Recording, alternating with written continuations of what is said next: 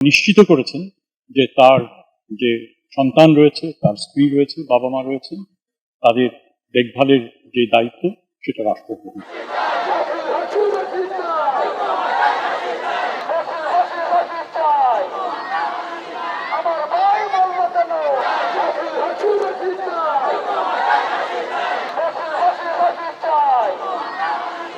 রাজনৈতিক দলগুলো দৃঢ়ভাবে বিশ্বাস করে যে এই সমস্ত সমস্যা যেগুলো রয়েছে, সংকট যেগুলো রয়েছে, একটা সুষ্ঠু নির্বাচন তার থেকে উত্তরণ ঘটাতে আমাদের সাহায্য করবে। জাতি হিসেবে অবশ্যই আমরা সেটা আমরা প্রত্যাশী। একই সাথে সাথে সরকার দৃঢ়ভাবে, আমি যেটা বলেছি এটা অঙ্গীকারাবদ্ধ, এর থেকে ব্যত্যয় ঘটার কোনো কারণ নেই। আমি এখানে আসার আগে চিফ অ্যাডভাইজারের সঙ্গে আমার কথা হয়েছে।